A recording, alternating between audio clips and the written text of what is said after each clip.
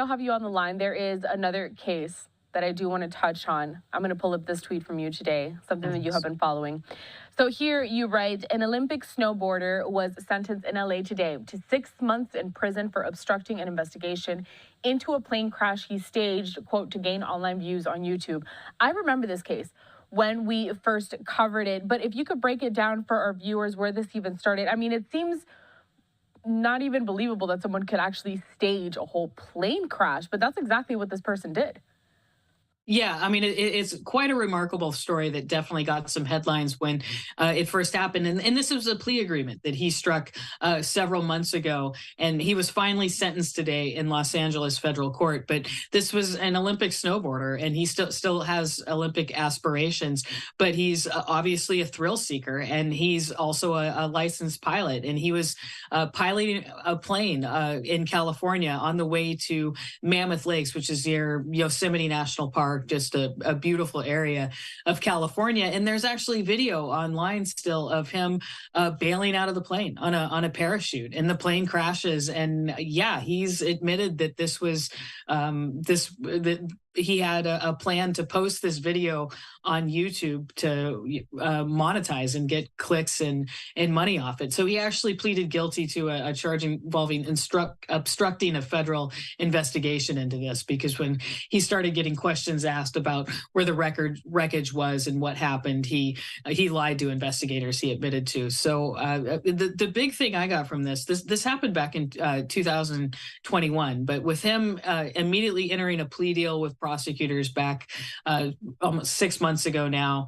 it sounds like he's remorseful, and he's really hoping to move on from this. I talked to his lawyer, and his lawyer was, of course, hoping to save him from any kind of prison time for this, wanted him to get probation and some community service, and emphasized that the fact that he has these convictions now is going to keep him out of Canada, which she said for a snowboarder is a pretty big punishment for somebody like him who has Olympic aspirations, not being able to go to Whistler, British Columbia, all the world-class snowboarding that offers. That was punishment enough for him. But prosecutors wanted him to spend a year in prison, and Judge John Walter, who's a longtime federal judge in Los Angeles, went with the 6 months. So he found the middle ground there. But the report date is in late January. So his lawyer, Carrie Axel in Los Angeles, did acknowledge to me today that, I mean, this does put a damper in his winter snowboarding plans. He's going to be incarcerated this winter instead of training with the Winter Olympic team. But he did have letters of support from friends and family, including a fellow professional snowboarder that is also on the Olympic team that I'm going to be writing about in a story on legalaffairsandtrials.com that should publish tomorrow.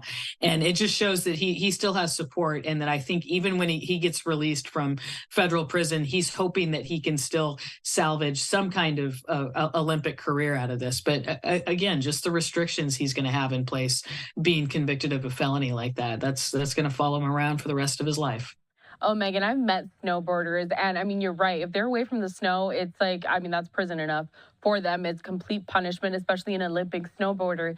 This case is so interesting to me, though, because we're talking about someone that just staged something for the internet, but now we're seeing more of these influencers almost getting prosecuted for some of the stuff that they post online. I think the other one more recently was Kai Cenat back in New York caused that riot with like a PlayStation giveaway. Anything else, any other case like this that comes to mind where, I mean, the law is coming down on some of these people for what they post? Yeah, we did have a case a couple of years ago in Irvine, California, local here in Orange County where I live, where a couple of brothers who were Instagram online influencers staged some kind of robbery or SWAT invasion, and actually had police called on them, and led to problems and charges on their own. They ended up pleading guilty, and the prosecutor, the Orange County District Attorney's Office, took a pretty strict stance on it about the dangers of this and people doing this for clicks. So I think this is another one that will kind of go down in the history books for YouTubers and criminal conduct and some of the problems that can arise from that. I mean, I can definitely see where law enforcement's coming from. They have to set a precedent, you know, because who knows how much this could escalate to. People could really get hurt in so many of these shenanigans that happen on social media just for clicks. Megan Cuniff, legal affairs reporter, always a pleasure to have you here live now from Fox. We did a full breakdown today. So many cases, but there's so much more stuff that you are out there covering in LA. We welcome you back, of course, anytime. We look forward to seeing what trials you follow next. Thank you so much.